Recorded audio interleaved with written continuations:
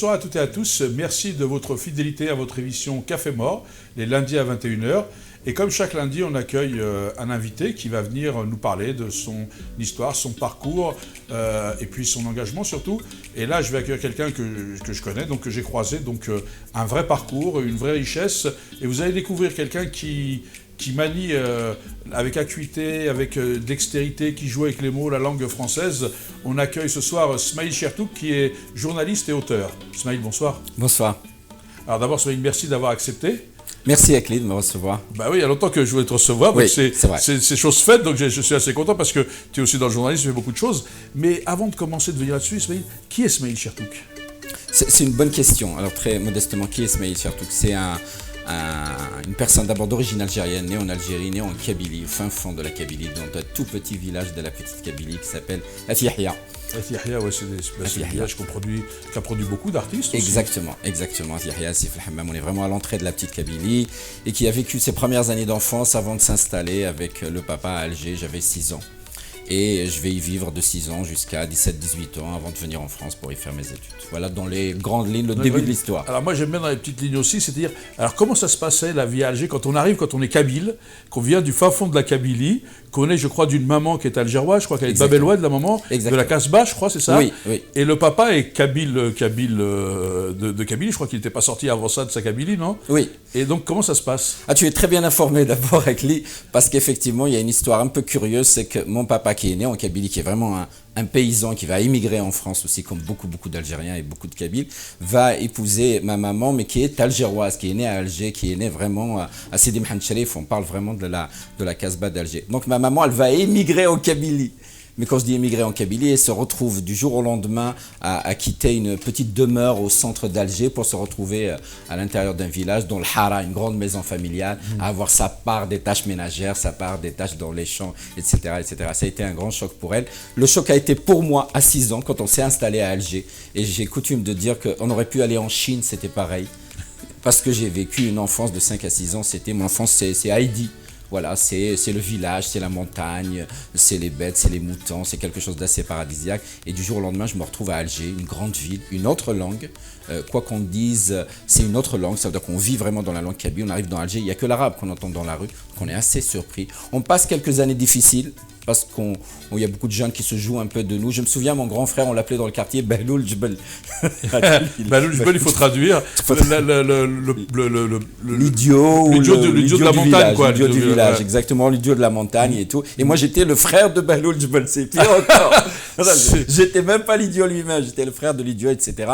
On découvre des années plus tard que ces jeunes qui se moquaient de nous, eux-mêmes sont des Kabyles pour la plupart, parce qu'il y a beaucoup de Kabyles à Alger. On se fait à la ville et on apprend. Et c'est aussi bien la Kabylie et mes origines, vraiment au sens naissance, que la ville d'Alger, c'est quelque chose qui va vraiment me forger. Je vais développer un grand attachement à cette cité. À cette culture aussi, parce que c'est quelque chose que tu as toujours porté. Alors comment ça se passe quand on a fait des études ? Tu as voulu venir en France, mais moi j'ai lu quelque chose où tu regardais avec un ami la mer. Et qu'est-ce qui se passe dans la tête d'un enfant qui regarde la mer et qui regarde au loin comme ça ? Tu as toujours regardé loin devant, Smaïl, si je me trompe. C'est un souvenir interminable, ça c'est un souvenir vraiment incessant. Je suis avec Aïssa et on est au port d'Alger, sur le petit muret, on regarde le large et on regarde les bateaux de marchandises, parce que c'est ce qu'il y avait pour la plupart, il n'y avait pas beaucoup de paquebots, c'était pour te débattre. Et on partait, on rêvait. Je crois que le nombre de fois où on est parti avec ces bateaux, on a dû faire le tour du monde, je ne sais pas combien de fois. Il y a cette anecdote. La deuxième, c'est que je voulais vraiment partir. Et comme je le dis toujours, je ne voulais pas partir pour tourner le dos à l'Algérie. J'ai toujours été bien là où j'étais, que ce soit le village ou que ce soit Alger. Mais j'avais vraiment envie de respirer un autre air, d'entendre d'autres langues, d'autres cultures, de voyager. Et très jeune déjà, c'est-à-dire j'ai 12, 13, 14 ans, je commence à faire un certain nombre de courriers, à écrire aux 4 coins du monde. Ça a amusé beaucoup mon papa, Allah yarhamou, parce que régulièrement, j'allais le voir en disant « tu as vu ?» Je lui ai dit, et j'ai 13-14 ans quand je vais le voir en lui disant, je ne lui parle pas d'études, je lui parle de travail. Je lui dis, tu sais, Vava, j'ai trouvé du travail. Il m'a dit, ah tiens dedans, qu'est-ce que tu vas trouver encore ? J'ai écrit à une plateforme pétrolière en mer du Nord. J'ai 13 ans. Il m'a dit, donc tu veux partir travailler sur une plateforme ? Il m'a dit, mon bonheur. Mon bonheur, c'est génial. Mon fils a 13 ans, je vais le livrer à la mer du Nord. Ouais. Ma fortune, mon bonheur. Il m'a plié le papier, il m'a dit, va jouer au foot et occupe-toi de tes études, etc., etc. J'ai fait un certain nombre de démarches jusqu'à avoir un accord dans une université en France pour venir étudier en France. Entre-temps, j'avais commencé des études en Algérie. J'ai commencé un cycle d'architecture qui m'a beaucoup plu, mais malheureusement ou heureusement, c'est la vie, je ne vais pas le finir parce qu'en France, je vais faire d'autres choses qui m'ont toujours passionné. Je vais faire de la physique et des mathématiques à Jussieu. Alors, donc tu arrives à Jussieu, le physique, c'est un déracinement. En fait, tu as fait 2 déracinements du coup. C'est un deuxième déracinement. Donc tu étais habitué. En fait, le déracinement, c'est quelque chose que tu portes en toi. Exactement. Mais tu portes la terre avec toi. Exactement, exactement. J'ai vraiment de la terre dans les pieds. Il y avait un terme que j'entendais dans ma jeunesse, dans la famille. On est entouré d'émigrés, de gens qui ont travaillé en France et ailleurs et qui rentraient. Comme ton père, paix à son âme Comme d'ailleurs. mon père, exactement. Mon père a vécu en France pendant des années. Avant de rentrer, j'étais pas encore né pour s'occuper de nous et nous voir grandir. Il a fait ce choix, comme d'autres ont fait le choix de rester. De rester. Ce terme, c'est l'exil, Akli. Ce terme est très particulier. Quand j'étais jeune, je m'en moquais. Pour être honnête. Je m'en moquais parce que j'entendais mon grand-père, il disait l'exil est difficile, il nous parlait de Slimane Hazem, de Sadr al-Gharba et tout. Je disais, moi j'avais envie de manger le monde et mon grand-père qui me disait que l'exil était difficile. Je dis, mais non, maintenant je sais de quoi ils parlaient ces gens-là, je sais ce que veut dire l'exil, je sais ce que veut dire que de partir et de laisser une part de soi, que de laisser sa résonance, que de laisser sa musique interne quelque part et d'être jamais entier parce qu'on est écartelé entre plusieurs territoires. Et moi, c'est au moins 3 points, c'est-à-dire la Kabylie, Alger et la France dans laquelle je suis depuis une trentaine d'années. On peut dire que les Kabyles, pour parler de cette région, parce que comme les en général, c'est des gens qui sont beaucoup dans l'exil, c'est des nomades. Exactement, c'est des nomades, c'est des voyageurs, c'est des gens extrêmement hybrides, extrêmement artisans, extrêmement commerçants. J'aime beaucoup cette hybridation chez le Kabyle et chez l'Algérien. Il y a vraiment cette polarité à la différence, au voyage, au fait de recevoir autre chose. On a vraiment cette grande force en nous. Et moi, j'ai déjà rencontré de grands chefs d'entreprise qui m'en font compliment, qui me disent « Vous l'avez ça, les Algériens, les Maghrébins, vous l'avez ce truc. Vous avez une grande appétence à créer du lien. Il faudrait que vous l'utilisiez beaucoup plus. » Et c'est vrai que c'est joli cette expression que tu soulèves, parce que l'hybride, parce que les gens souvent nous parlent de double culture, alors qu'on n'est pas de double culture ou triple culture, on est des hybrides. Oui. En fait, on a une culture qui est justement cette culture de l'hybride, quoi. Exactement. De celui qui a su puiser à droite, à gauche pour se construire. Et c'est ça qu'ont les peuples nomades, c'est ça le nomadisme en vrai. Exactement. Et ça, je trouve qu'on le possède, qu'on devrait le revendiquer. C'est pas du tout une espèce de double culture comme ils nous décrivent. Ils nous décrivent parfois presque comme un amoncellement, juste une espèce de contenant dans lequel on a sans âme. Exactement, sans âme, alors qu'on a créé autre chose. Et en plus, on est des générations d'immigration. Ça veut dire, vous avez ces espèces d'hybridation qui vient comme ça par strates construire une sorte une manière de faire le monde, une manière de penser le monde, une manière d'aborder la culture. Moi, je suis très très attaché à cela. Est-ce que si je définissais Smaïl, moi quand je te lis ou quand je t'écoute, j'ai l'impression de parler avec un arbre. Donc c'est un compliment parce que c'est un arbre que j'aime beaucoup. J'ai l'impression que quand je parle à un olivier. Quelqu'un qui est capable de s'adapter à toutes les terres, mais qui garde des profondes racines. Ça me va beaucoup. J'aime beaucoup cette image. Je suis très attaché à cet arbre, à sa symbolique, sa présence dans l'enfance. C'est un arbre fondateur pour nous, les gens qui viennent de la montagne. L'olivier, le figuier, c'est vraiment lié à la terre. C'est un arbre fort, c'est un arbre synonyme de paix, de prospérité. L'arbre, c'est l'olivier, c'est l'huile d'olive, c'est fondateur dans la famille. Moi, dans ma famille, depuis des générations, il y a le moulin, il y a vraiment le pressoir à huile d'olive, vraiment à l'ancienne. Il est resté dans la famille pendant des siècles et des siècles. Donc, je suis extrêmement attaché à cette culture de la terre et de l'arbre. Donc, me rattacher à l'olivier, me lier à l'olivier, oui, ça me convient très bien. Et je le faisais parce que, on va y venir aussi, c'est parce que les racines d'olivier sont très profondes. Oui. Il va chercher l'eau très loin. C'est vrai. C'est pour ça qu'il va sur les terres très arides. Et donc, toi, tes racines, elles sont très ancrées en toi, elles sont très profondes chez toi. C'est vrai. Mes racines sont très, très, très profondes. Je les garde, je les revendique. J'en fais une force, pas du tout une faiblesse. Et j'aime beaucoup l'olivier. Moi, j'ai découvert quelque chose quand les gens se partagent les terres. Je parle de chez nous en Kabylie, je pense que c'est valable pour d'autres régions, d'autres cultures et d'autres pays, mais je parle de ce que je connais le mieux. Donc il faut qu'ils se partagent les terres, il faut qu'ils se partagent les oliviers, en nombre d'oliviers. Il arrive bien sûr que ça ne soit pas équivalent. Sur ce terrain, il n'y a pas assez d'oliviers et sur d'autres, il y en a. Et donc ça donne un déséquilibre dans le partage. Et ça induit des choses assez curieuses chez les Kabyles. Ça fait qu'on peut posséder un olivier qui n'est pas sur notre terre. C'est ça. Sur notre terre. Et j'ai toujours aimé cette symbolique de posséder, de revendiquer un olivier qui est sur une terre autre. Mon point, c'est on est lié à cet arbre où qu'il soit, au fait. Et c'est vrai que ce que tu dis, on l'a vécu. Mon père me dit toujours, les oliviers qui sont sur mon terrain, ce terrain est à toi, mais les oliviers toute la famille peut les prendre parce que c'est les oliviers de nos ancêtres. Exactement. Et ils y ont des droits. Exactement. Donc cet attachement aux ancêtres, aux aïeux, tout ça qui fait que ça donne des droits à toute la famille, quoi. Oui. Moi, j'aime beaucoup cette espèce de droit ancestral, ce droit des anciens. Ça veut dire ils sont partis, mais ils sont encore là. Ils ont leurs pierres, ils ont leurs terres. On doit les penser, on doit les restituer à la mémoire, les partager avec nos enfants, en parler. J'aime beaucoup les personnes qui avancent, sans jamais oublier d'où ils viennent, sans jamais raconter leur histoire, la partager, faire honneur aux ancêtres. Je trouve qu'on est vraiment porteur de quelque chose et on a cette responsabilité d'être des passeurs. Il ne faut pas qu'on éteigne des choses, on a cette responsabilité. Alors, moi, avant de venir, je sais que tu as un parcours universitaire brillant, parce que j'ai vu, j'ai suivi. Je sais que tu n'aimes pas qu'on te dise ça, mais pour moi, tu es un vrai intellectuel, avec un vrai fond. C'est-à-dire qu'on peut, et je le dis parce que j'ai eu la chance de le faire, on peut débattre de tous les sujets avec toi, c'est ce qui est intéressant. Mais j'ai un truc qui m'a surpris, quand j'ai découvert que tu étais venu à 18 ans ou 19 ans, je ne sais plus exactement, d'Algérie. Et moi qui ai toujours cru, quand j'ai changé avec toi, que tu étais élevé ici, tellement tu manies cette langue de Nantes avec une acuité, je disais, une capacité, une richesse, une facilité, une agilité. C'est surprenant quand même. D'où te vient ce goût? D'abord, merci beaucoup. J'aime beaucoup cette langue et j'aime beaucoup les langues en général. J'aime beaucoup la langue. Pour répondre à cette question, Akli, je vais te dire, je vais juste translater la question vers la langue arabe et ça va répondre à ta question indirectement. Quand je parlais avec des gens qui eux sont des lettrés, moi je ne revendique pas le titre de lettré ni d'intellectuel, mais qui eux sont des lettrés en langue arabe, et je parlais de langue arabe avec eux, de poésie, d'al-Mutanabi, de l'Buhur, comme on appelle en poésie, on partit vraiment dans le détail.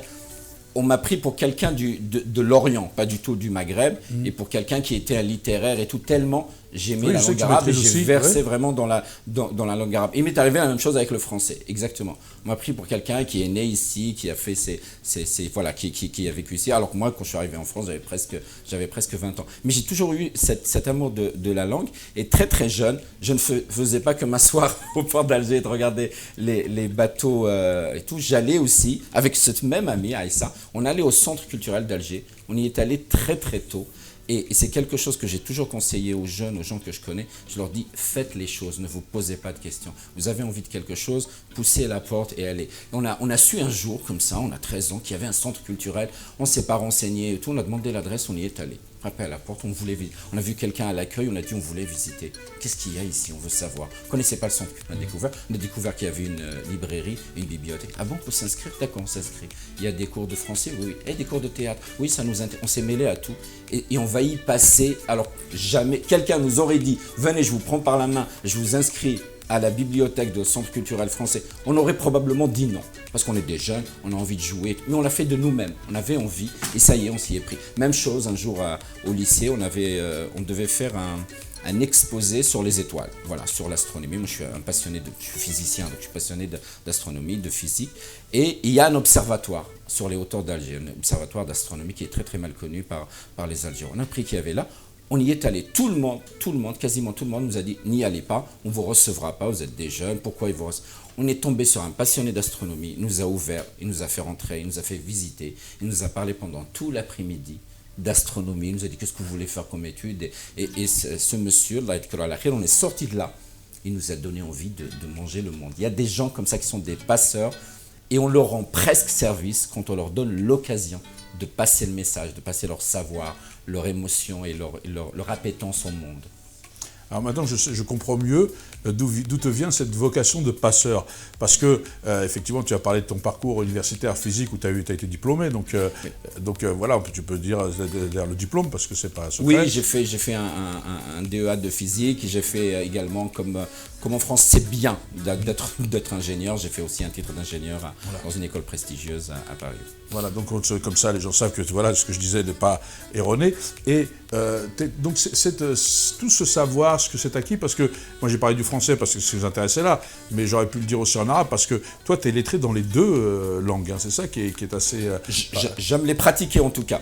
Lettré je sais pas, mais j'aime vraiment les pratiquer, sans oublier vraiment la langue kabyle qui est la maternelle Tamazir, je sais ça, je sais. Tamazir, dans laquelle je ne vais pas prétendre que j'ai développé une grande connaissance. Par contre, je l'ai travaillé, je l'ai fouillé, j'ai rencontré des gens qui la connaissent bien et qui m'ont enseigné un certain nombre de choses. Et je me suis fait plaisir il y a quelques années, tu le sais bien entendu, Akli, c'est avec l'appui de nos amis de Berbère TV. On a fait, avec d'autres amis, on a eu une idée. C'est parti sur un délire. On a voulu monter une pièce de théâtre. La pièce de théâtre s'appelait... On a adapté un livre qui s'appelle La science des femmes et de l'amour, qui est un livre algérien. On voulait le monter en pièce de théâtre. On s'est dit, oui, mais il est écrit en français. D'accord, on va le traduire. On a pris un écrivain kabyle que je connais qui s'appelle Rizki Rabia, qui est très doué. Il nous l'a traduit. Qu'on salue, Rizki, qu'on aime beaucoup. Qui est un grand, lui, c'est un intellectuel. Ah, c'est un vrai intellectuel avec une humilité. D'ailleurs, quand on le voit, on ne se rend pas compte. Absolument. Il adore partager un verre avec ses amis, rire, mais c'est un vrai intellectuel. Il est brillant, Rizki Rabia. Rizki Rabia, il est brillant. Salue, hein. Il est humble, c'est une très très belle personne. Et je lui prédis vraiment un très bel avenir dans la dramaturgie kabyle. Pour moi, Rizki, on est vraiment dans la graine de Mouhia. Voilà, Mouhia qui est un dramaturge kabyle. Rizki va nous traduire ce livre et on monte cette pièce avec une comédienne qui s'appelle Nouara Belaïd et tout, c'est elle qui va jouer parce que c'est un monologue. Et un jour, on s'assoit comme ça et on s'est dit, on ne va pas faire une seule pièce, c'est pas possible, on va faire autre chose. On a monté le premier festival de théâtre berbère avec l'appui de BRTV. Pendant 2 jours, il y avait des pièces dans la salle de BRTV. Et là aussi, qu'est-ce que certaines personnes ont dit? Mais attendez, les gens ne vont pas se déplacer, ils vont venir voir du théâtre, vous rigolez. Ils aiment bien la chanson, les Kabyles et tout, mais ils ne vont pas venir. La salle était bondée. On a fait du Shakespeare en kabyle, on a fait 7 pièces, on en a fait d'autres. Et ça m'a permis, moi, d'une certaine manière, de me réconcilier d'un point de vue écriture et littéraire avec la langue kabyle. J'ai découvert des auteurs. D'abord, j'ai sympathisé avec Rizki Rabia. J'ai découvert les œuvres de Mouhia dans le détail. J'ai découvert Mziane Kazzar. J'ai découvert et d'autres. Au fait, il y a vraiment une tradition, une dramaturgie kabyle, des belles lettres, de très très beaux textes. Et voilà, on les a mis en œuvre. Ça nous a vraiment permis. En fait, moi, je crois beaucoup aux faiseurs.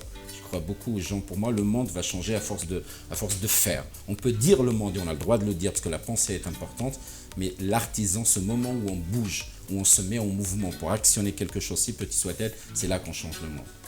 Alors tu vois, donc les gens vont le voir, mais que tu es vraiment passionné par ce que tu fais. Et dans ton engagement, tu as aussi, tu t'es engagé avec Jamila Zeraoui, qu'on salue, l'ami Jamila, aussi un autre ami, Idriss Ardos, avec qui vous étiez les trois compères, les 3 mousquetaires, moi je les appelais, très complices, et vous avez créé ces success stories.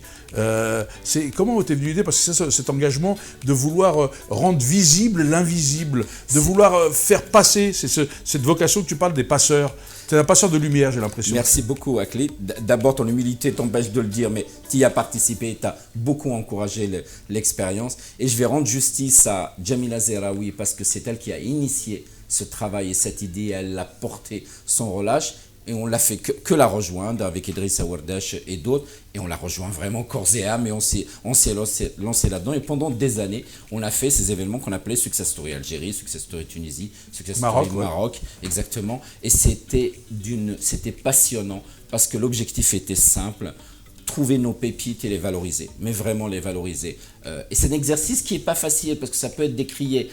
Par exemple, une des difficultés de l'exercice, c'est cette espèce de casting. J'aime pas le mot. Quand vous choisissez A pour le valoriser, B va dire pourquoi pas moi. Pourquoi pas moi. Donc le premier travail, c'était un travail d'évangélisation. C'est d'expliquer qu'on a besoin tous, sociétalement, de valoriser des gens qui avancent et qui font des choses. Et c'était passionnant de le faire. Moi, j'adorais l'exercice. On s'est partagé les rôles. Jamila a été comme toujours en arrière-garde. C'est elle qui pensait les événements. C'est le back-office, Jamila. C'est vraiment le back-office. C'est vraiment toute l'intelligence de l'événement et toute sa substance. Avec Idriss, souvent, on animait. Donc, on interviewait les gens, on regardait où étaient un peu les aspérités dans leur parcours. On a découvert des excellences. On en a énormément. Et moi, j'adorais cet exercice d'aller mettre la lumière sur des faiseurs. Et on en a vraiment des beaux. Et j'ai découvert des gens qui sont d'origine maghrébine et d'autres qui sont vraiment brillants. Alors j'aime bien parce que je te renvoie sur ta modestie et ton humilité qui t'empêche de le dire.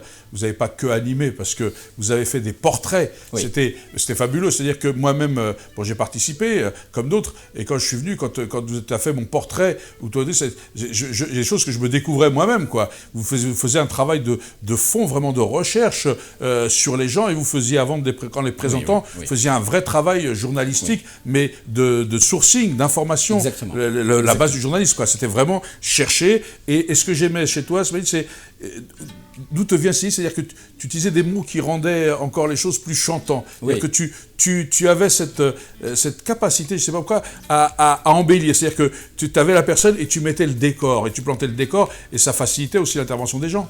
Moi j'aimais beaucoup cet exercice. Je trouvais que le plus bel hommage qu'on puisse rendre au parcours des personnes, c'est de leur dire, regardez, vos pas de vie, c'est une matière poétique, au fait, c'est une matière littéraire. Regardez, je vais m'en amuser, je vais la saisir, je vais la travailler, et je vais la restituer d'une manière qui va être agréable à entendre et à découvrir. J'aimais beaucoup cet exercice, effectivement.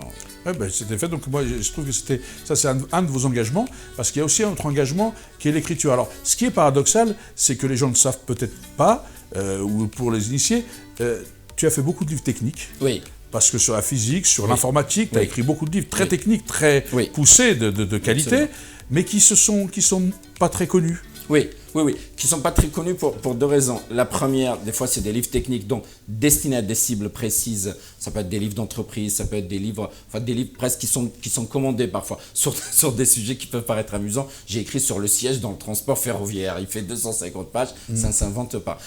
J'ai écrit sur la maintenance aéronautique, sur les nouvelles technologies, mon métier. Mais effectivement, c'est des livres soit spécialisés, soit qui ont du mal un peu à rencontrer le public. Et il va se passer que je vais écrire des choses plus légères qui vont... Alors, on y vient sur des choses plus légères. Alors, Smaïl, iPhone à la folie. Là, on va voir bien. Philippe, si tu peux bien cadrer iPhone à la folie. Voilà, on voit bien. C'est quoi ce livre, iPhone à la folie? iPhone à la folie, c'est là. Moi, je travaille dans les nouvelles technologies. Je suis très amusé par l'addiction qu'on développe aux nouvelles technologies, par la place que prend un objet qui n'existait pas dans nos vies il y a quelques années. Il prend une place énorme. Aujourd'hui, il y a plus de données sur votre vie, sur ta vie, dans ce petit téléphone qui est dans ta poche que dans ta maison, chez toi et ailleurs. Tout est concentré là en termes. Et on développe une grande addiction. Donc, je me suis amusé de ce que ça faisait de nos vies, de tous ces messages. Il y a par exemple des conversations texto à l'intérieur qui servent absolument à rien. On voit très bien qu'il n'y a pas de sens, il n'y a pas de contenu. Juste on a besoin d'échanger. J'ai inventé dedans une fausse interview de Steve Jobs. On me pose des questions un peu délirantes et tout. C'était des chroniques que je faisais dans un magazine et puis je les ai regroupées en livre. L'éditeur il m'a dit si ça vaut le coup, on va le sortir. Et c'est un livre qui a plutôt fonctionné, qui a plutôt rencontré le public. Oui, parce que je t'ai connu aussi chroniqueur à Radio France Maghreb. Tu as effectivement un répertoire qui est quand même assez large. Tu as une palette très large, quand même. Oui, j'ai chroniqué. Je le raconte rarement, mais au fait, j'ai commencé à la fin de mes études. Le premier job que j'ai fait, c'est journaliste. Et c'est un job qui ne va jamais me quitter. Quoi que je fasse, je continue à être journaliste en parallèle, à chroniquer. C'est une passion. Exactement, c'est plus une passion qu'un métier. Et j'étais journaliste d'abord en informatique et en sciences. Sciences et Vie, Eureka, tout ça, c'est des magazines pour lesquels j'ai écrit. Et j'étais même rédacteur en chef d'un magazine informatique. Donc les nouvelles technologies, je les connais bien. Donc j'ai eu une certaine facilité à m'en amuser. Voilà, je connaissais vraiment le fonctionnement. Alors avant de parler du dernier livre, il y en a un autre aussi qui s'appelle Rupture tranquille. Alors ce livre a très très bien marché, mais c'est aussi bon parce que c'est quoi? C'est une satire de la vie, c'est quoi? C'est une satire de la vie, il y a quelque chose de très basique, très direct. Je m'amuse de la rupture amoureuse et de la rupture conjugale. Quand je dis je m'amuse, c'est pour ça qu'il est rose. C'est pour ça qu'il est rose. Les roses aussi, pour être honnête, c'est parce que les éditeurs ils vous donnent toujours des conseils. Ils vous disent Smaïl, ton livre, les prescripteurs c'est les femmes, donc il faut une couverture qui fasse un peu féminin. Et il avait raison. Ils connaissent leur métier. Et après, au-delà du couple, c'est une vision un peu du monde. Ça veut dire dedans, il y a tout un texte philosophique au départ qui explique un peu que la rupture est l'essence des choses. Je digresse sur le fait, je disais, regardez les étoiles, elles ne se rapprochent pas, elles s'éloignent. Voilà, je parle là-dessus pour dire que la rupture est beaucoup plus fondamentale qu'on le croit, le fait de s'éloigner. En fait, on est quelque part, on sort du sein maternel et on va s'éloigner de la mère. Les enfants grandissent et ils partent les étoiles, c'est lui, les idées. Je dis que la rupture est très très présente. C'est elle qui crée la vie, le fait, cette espèce d'éloignement de distance. Et après, plus directement, je m'amuse de la rupture conjugale qui m'amuse beaucoup. Toutes les techniques de développement personnel, de coaching, je m'en amuse un peu. Ouais, t'aimes bien jouer avec les mots et avec ces trucs. Et le dernier livre, alors, c'est quoi le titre du dernier livre? Parce que le titre est surprenant, mais il y a quoi dedans et c'est pourquoi ce titre? Le titre est curieux parce que c'est juste un exemple, pas forcément représentatif. Ça s'appelle La loi des chéris. La loi des chéris, voilà. La loi des chéris. La loi des chéris, c'est... Et pas la loi des séries. Pas la loi des séries. C'est un jeu de mots. Exactement, le jeu de mots, il est direct. Et au fait, le jeu de mots représente le contenu du livre parce qu'il n'y a que ça à l'intérieur, des mots inventés, donc des néologismes et des jeux de mots. Par exemple, les néologismes, moi je les appelle des néologismes. Ça veut dire que j'essaie de chercher l'esthétique. Je suis sûr que c'est un exercice qui te parle, Akli, parce que tu aimes écrire et toi aussi tu t'amuses de ces mots. Au fait, j'ai pris, ce qu'on veut dire aussi, j'étais journaliste, mais j'ai été publicitaire, planeur stratégique, je m'occupais de conseiller les marques. Quand on travaille dans ces métiers-là, la matière première, c'est les idées et les mots. C'est vraiment les deux choses avec lesquelles on joue. Et ben, dans ce livre, La loi des chéris, je me suis amusé à regrouper un certain nombre de mots inventés, de jeux de mots, de néologismes, mais je ne l'ai pas fait que les regrouper comme un abécédaire, je leur ai donné une petite définition. Et des textes un peu poétiques, écrits avec esprit. Par exemple, on dit le thé à la menthe, moi j'ai imaginé le thé à la montre, et je vais dire ce qu'est le thé à la montre, je vais le définir d'une façon un peu onirique, voilà, le thé à la montre, la loi des chéris, les néo-jolismes, etc., etc. C'est que des mots comme ça. Et il sort quand, là, donc, le livre sort dans 2 semaines, il va être en librairie, il est déjà disponible en ligne, c'est toujours le début, et sur Amazon il est déjà disponible, et il va être en librairie, voilà, dans les 2 semaines. Alors je vous conseille de lire ces livres parce que c'est toujours un vrai régal, parce que là, ceux qui aiment la gymnastique intellectuelle, ceux qui aiment l'agilité des mots, ils vont être servis, quoi. J'espère. En tout cas, moi j'aime beaucoup l'exercice, je me suis beaucoup amusé. J'écris vraiment parce que j'aime bien cet exercice-là et c'est un grand plaisir quand on rencontre des personnes avec lesquelles on développe une discussion, on développe un échange autour de l'écriture, autour du contenu. Et puis, comme le journaliste J'allais bien loin, tu fais une émission sur le net, là, qui s'appelle comment? Alors, on a créé un concept avec un ami producteur de théâtre qui s'appelle Hicham Fassi Fihri. On a créé un concept. On salue Hicham que je connais. La coïncidence, c'est que je le connais, c'est Hicham Fassi Fihri. Oui, on est vraiment. C'est un petit noyau, en fait. On est vraiment un petit monde. On a vraiment bien. On a imaginé ça avec Hicham. Hicham est producteur, entre autres choses, il fait beaucoup de choses, mais il est producteur de théâtre. Il a été producteur de cinéma, actuellement il est producteur de théâtre. Moi je viens du journalisme et des nouvelles technologies. On a remarqué qu'un certain nombre d'événements ne pouvaient plus avoir lieu de manière physique, donc se monter de manière digitale, avec Zoom notamment. Mais on a remarqué aussi que beaucoup de choses étaient mal faites parce qu'on n'a pas bien réfléchi le contenu, on n'a pas bien réfléchi les cibles, le message passe pas très très bien. On se retrouve avec des Zooms qui vont durer 1 heure, 2 heures, mais qui mènent nulle part. Avec sa connaissance du théâtre et de la mise en scène, ma modeste connaissance du contenu, on s'est mis ensemble, on a créé ce concept qui s'appelle Afterlife.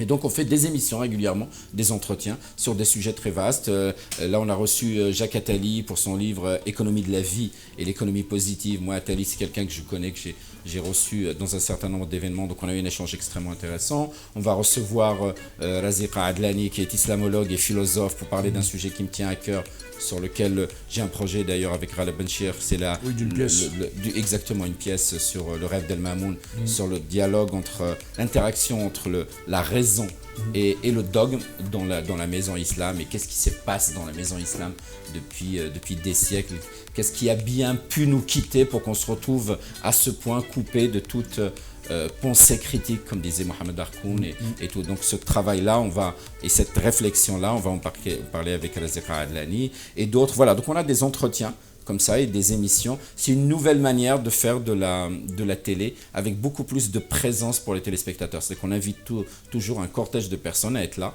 à poser des questions, à interagir, à apporter leur plus. Et ça donne l'impression de rencontrer le public, donc on en est assez heureux. Donc on peut le retrouver sur Facebook, si on tape Smaïl Chertouk, on peut te suivre, Afterlife, et on te suit. Absolument. C'est important, parce que j'ai trouvé que c'était des émissions de qualité, j'ai vu les hommages que tu as fait, etc. Smaïl, avant de nous quitter, parce que l'émission touche à sa fin, tu as vu que ça passe très vite, et je suis sûr que nos téléspectatrices et téléspectateurs ont envie de t'écouter encore, malheureusement le temps ne nous est pas dédié. Qu'est-ce que tu as envie de dire à tous les gens qui nous regardent, parce que je sais que tu as toujours des messages forts, tu as toujours des chutes de chroniqueurs qui sont naturelles, Et je le dis, l'émission n'a pas du tout été préparée, parce que l'intérêt de cette émission, c'est qu'elle n'est pas préparée, sauf sur les grands axes, pour qu'elle soit sincère et plus naturelle. Parce que sinon, les gens rabâchent, comme souvent dans cette émission, c'est préparé avant, donc les gens récitent ce qu'ils ont préparé. Là, je le dis, c'est sans filtre, et c'est l'intérêt de cette émission, justement, je l'espère. Non, non, il n'y a vraiment rien de préparé. Qu'est-ce que j'ai envie de leur dire? Je veux dire, moi, comment j'aborde les choses. Moi, il y a deux choses qui sont fondatrices pour moi. La première, c'est pas juste cette espèce de morale de l'humilité, j'aime beaucoup les gens qui ne se prennent pas au sérieux.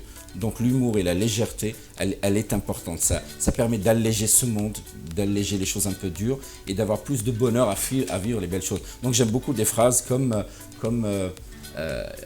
heureux les gens qui savent rire d'eux-mêmes, ils n'ont pas fini de s'amuser. Parce qu'on est un objet de rire. Nos vies sont des objets de rire. Donc je tiens beaucoup à ça et j'encourage vraiment les gens à développer cette espèce de légèreté.